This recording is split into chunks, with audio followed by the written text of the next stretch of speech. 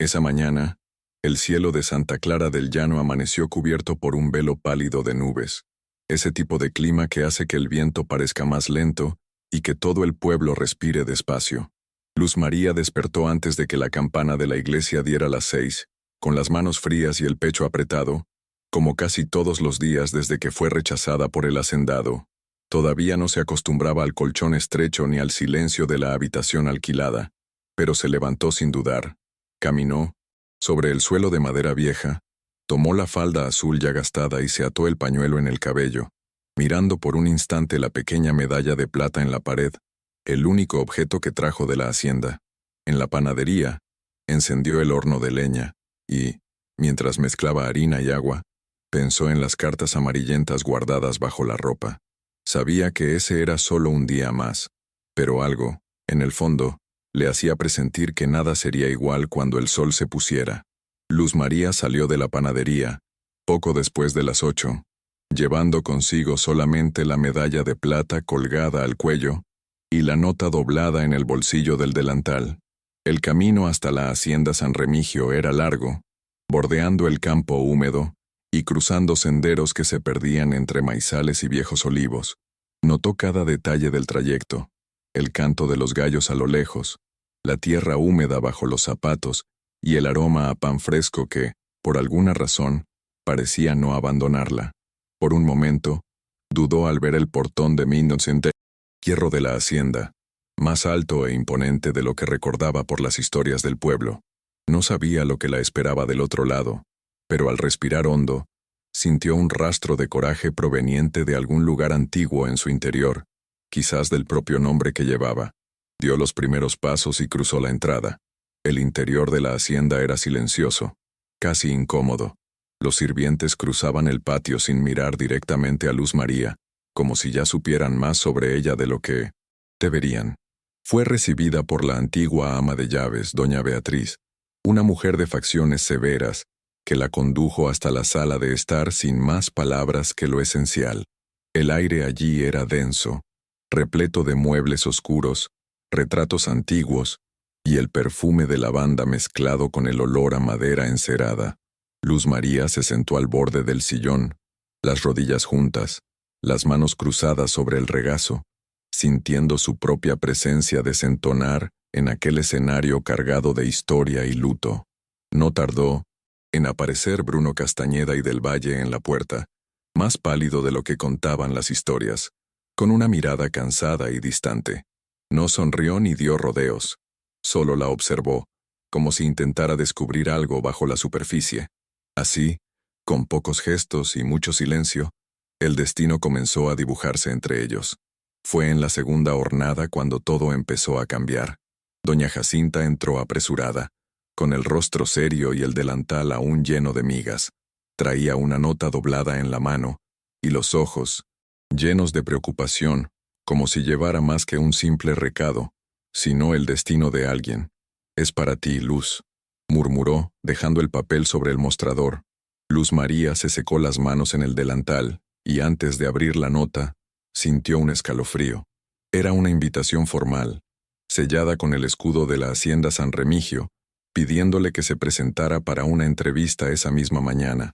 El conde Bruno Castañeda y del Valle, viudo, buscaba una institutriz para sus pequeñas hijas.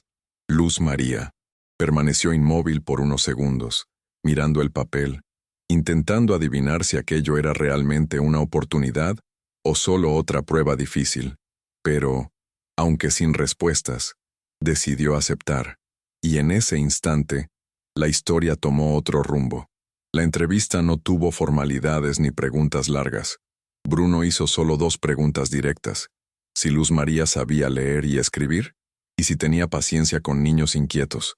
Ella respondió con sencillez, contando el tiempo en que enseñaba a sus hermanas menores, en el pueblo y el trabajo con la masa del pan, que siempre exigía atención y calma. El conde asintió, sin mostrar duda ni interés personal. Simplemente anotó algo en un papel.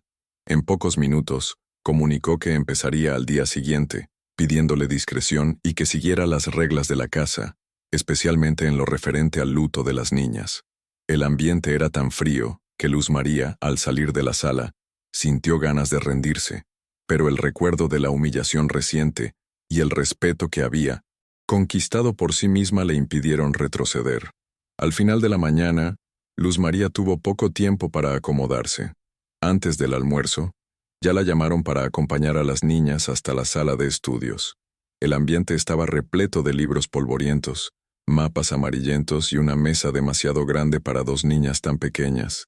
Carmen, la mayor, mantenía una postura rígida, intentando mostrarse fuerte, mientras Josefina, aún aferrada al pañuelo, apenas levantaba la mirada del suelo. Luz.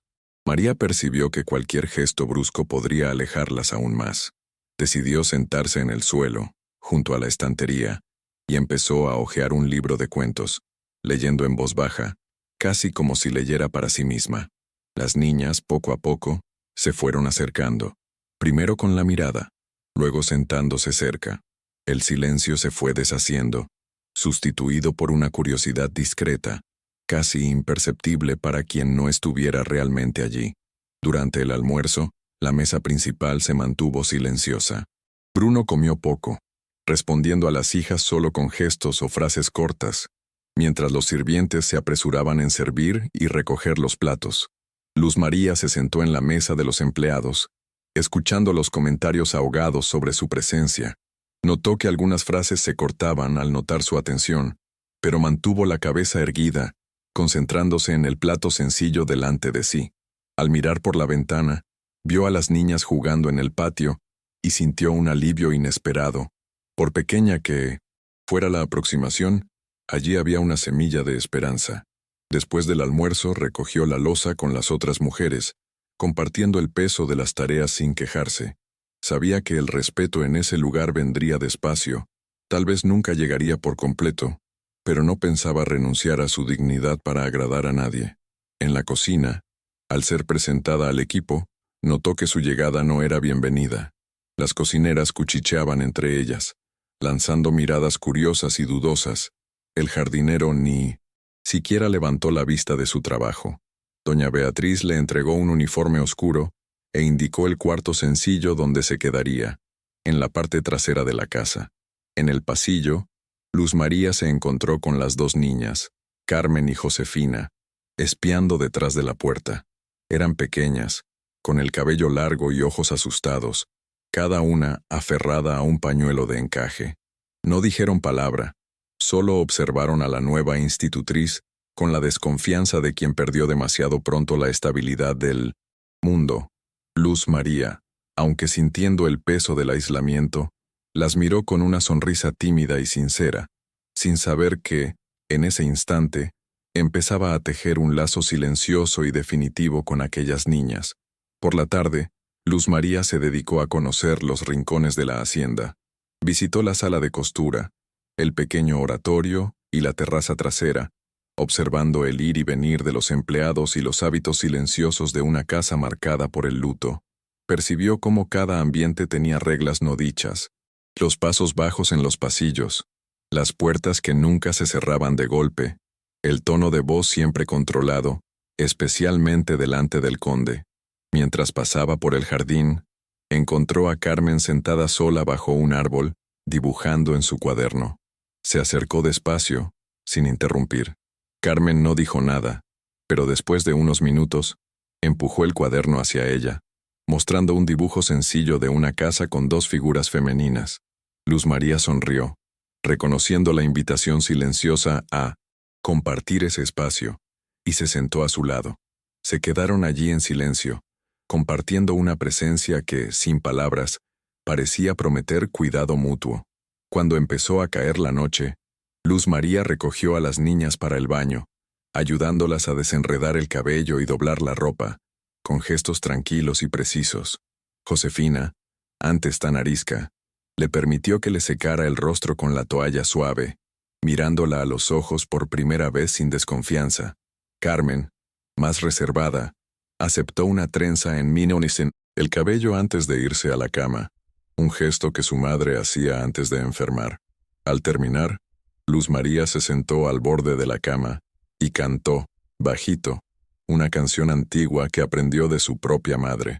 Las dos niñas escucharon en silencio, ojos atentos. hasta que Josefina se quedó dormida con la mano pequeña aferrada al borde de la falda de Luz María. Fue allí, en la penumbra del cuarto infantil, que ella sintió el peso y el valor de esa confianza naciente. Más tarde, sola en la habitación, del fondo, Luz María se lavó el rostro y se miró en el pequeño espejo colgado en la pared. Vio las marcas del cansancio y las líneas duras que el tiempo y el rechazo le habían dejado.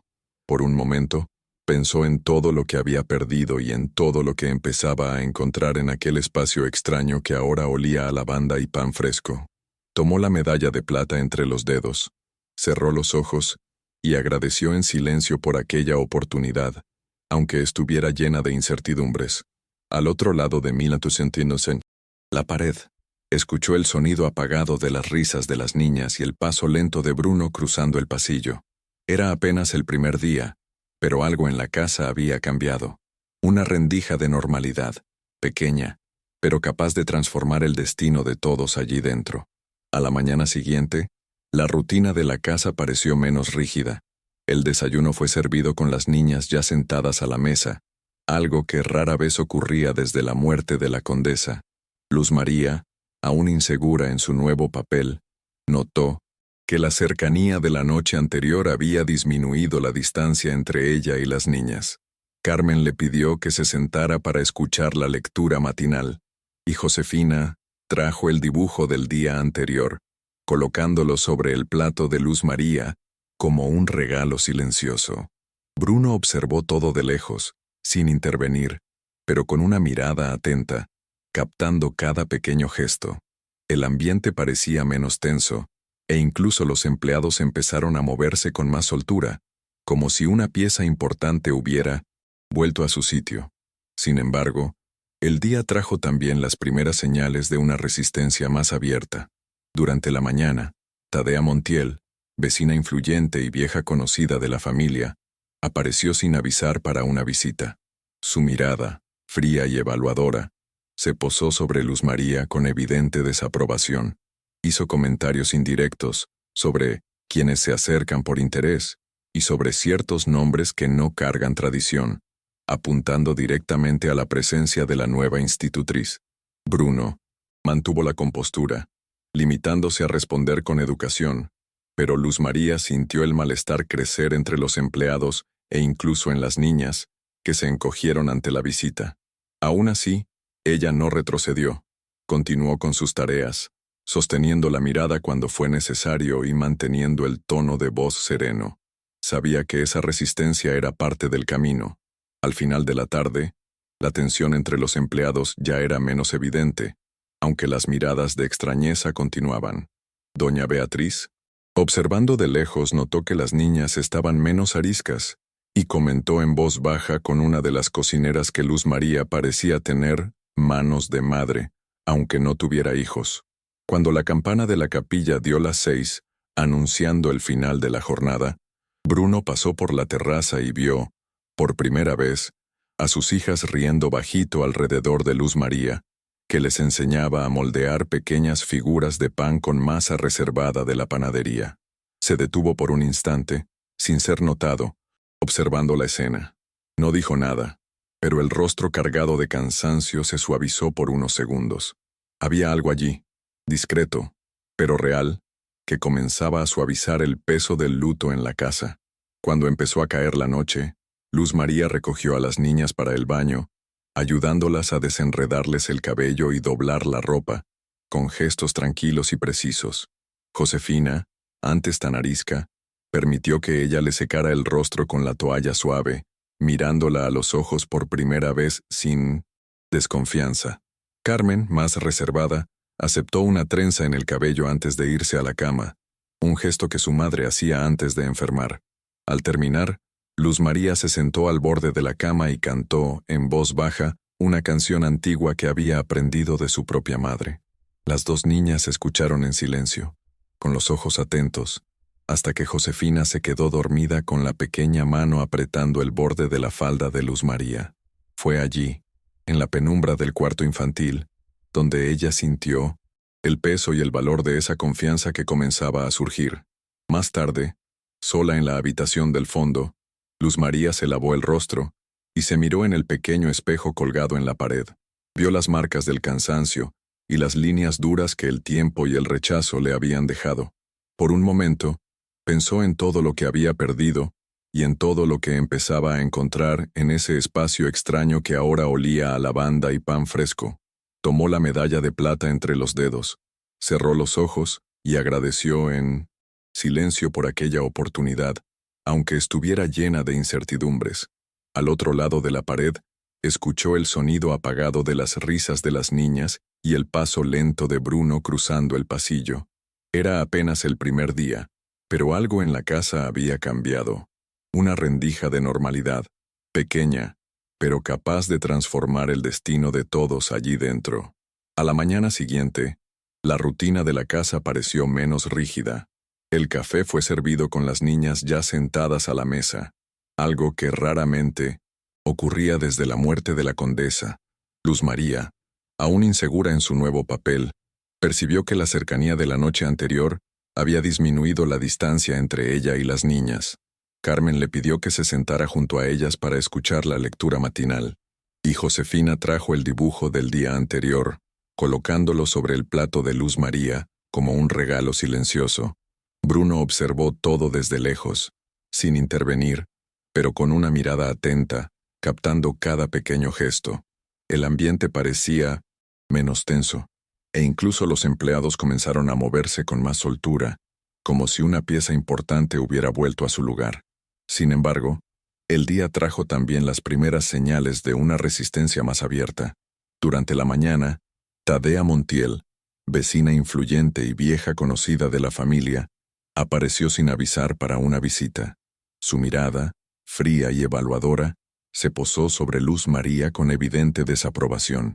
Hizo comentarios indirectos sobre quienes se acercan por interés y sobre ciertos nombres que no cargan tradición, dirigiéndose directamente a la presencia de la nueva institutriz. Bruno mantuvo la compostura, limitándose a responder con educación, pero Luz María sintió el malestar crecer entre los empleados e incluso en las niñas, que se encogieron ante la visita. Aún así ella no retrocedió. Continuó con sus tareas, sosteniendo la mirada cuando fue necesario y manteniendo el tono de voz sereno. Sabía que esa resistencia era parte del camino. Tras la salida de 1900 en Tadea, la casa quedó más silenciosa que antes. Carmen y Josefina, al notar la tensión, permanecieron cerca de Luz María durante el resto de la mañana, como si buscaran protección contra aquella presencia incómoda. Mientras tanto, los empleados murmuraban sobre la visita, algunos mostrando solidaridad, otros solo repitiendo rumores. Luz María intentó alejar el peso de los comentarios ocupando a las niñas con tareas simples: ordenar libros, cuidar las plantas del jardín, aprender nuevas palabras, en voz alta. Poco a poco, el ambiente fue disipándose y las risas volvieron a resonar discretamente por el pasillo. Después del almuerzo, Bruno pidió hablar con Luz María en la biblioteca. El ambiente era amplio, rodeado de estanterías altas y ventanas que dejaban entrar la luz del mediodía. El conde, más reservado que nunca, preguntó si todo estaba bien y si las niñas se estaban adaptando. Luz María respondió con honestidad, diciendo que sí, pero que notaba el miedo de ellas a perder de nuevo lo que amaban.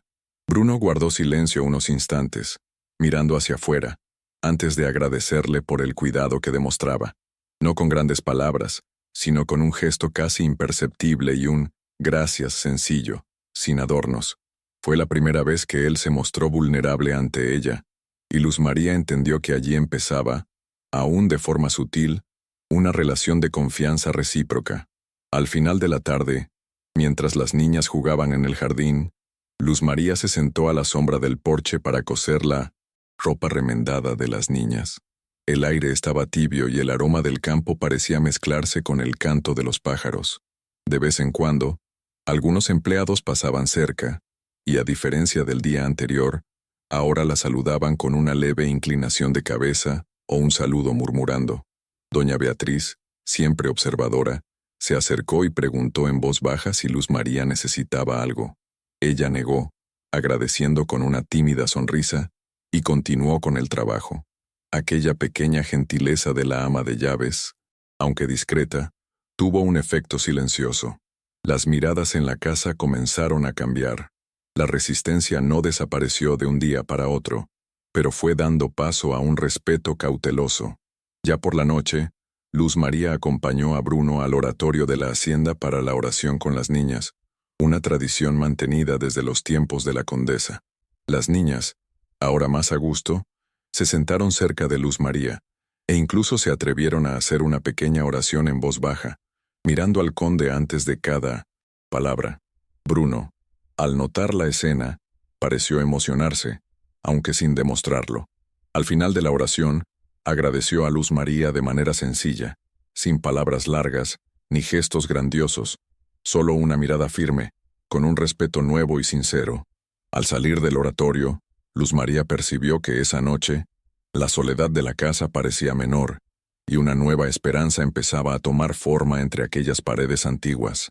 En los días siguientes, la rutina fue transformándose poco a poco, como si toda la casa respirara de otra manera. Luz María comenzó a llevar a las niñas a pequeños paseos por el huerto, enseñándoles a distinguir hierbas, recoger frutas maduras y observar los ciclos de la naturaleza alrededor de la hacienda. En esos momentos, Carmen y Josefina se mostraban cada vez más abiertas, haciendo preguntas y compartiendo recuerdos de su madre, algunos dolorosos, otros con un brillo nostálgico en la mirada. Luz María, siempre atenta, escuchaba sin prisa, respetando el tiempo de las niñas y ofreciendo consuelo sin promesas, solo con su presencia constante y el cariño de los pequeños gestos. El vínculo que crecía entre ellas no pasó desapercibido para el resto de la casa. Las cocineras, antes reservadas, empezaron a dejar notas con recetas antiguas para que Luz María las probara con las niñas. Incluso el jardinero, que rara vez hablaba con las mujeres de la casa, comenzó a saludarla cada mañana, comentando sobre el clima o sobre la mejor época para recolectar ciertas flores. La resistencia de los primeros días no desapareció por completo, pero el ambiente se volvió más ligero, como si todos reconocieran, aunque no lo dijeran en voz alta, que Luz María era ahora parte indispensable de la rutina y de la vida de la hacienda. En la segunda semana, Bruno empezó a aparecer más veces en las actividades de sus hijas. Al principio, las observaba de lejos, siempre en silencio, casi como si no quisiera ser notado. Poco a poco, sin embargo, fue acercándose, hasta sentarse en la terraza durante las clases de lectura, o acompañar la preparación del pan al final de la tarde. No hacía preguntas ni elogiaba, pero Luz María percibía en su mirada una curiosidad contenida, un esfuerzo por entender quién era esa mujer que lograba calmar a las niñas y devolver a la casa un ritmo más amable. Había también una obvia vacilación en Bruno, el miedo a volver a encariñarse, a permitir que alguien ocupara el espacio de la esposa perdida. En una tarde de lluvia suave, ocurrió algo simple, pero significativo. Josefina cayó en el patio y se lastimó la rodilla. Antes de que cualquier empleado pudiera ayudar, Bruno llegó primero, agachándose junto a su hija, pero, al intentar limpiar la herida, sus manos temblaron y dudó, sin saber cómo proceder. Luz María se acercó, tomó delicadamente el paño de sus manos y atendió la herida, murmurando palabras suaves para calmar a la niña. Bruno, avergonzado, agradeció en un tono casi inaudible, y por primera vez, pidió que Luz María le enseñara cómo cuidar pequeñas heridas. Ese intercambio, aunque breve, marcó un momento de verdadera cercanía. Así, entre gestos cotidianos, comenzaron a construir una relación de respeto y colaboración, ladrillo a ladrillo, sin promesas, pero con una nueva confianza.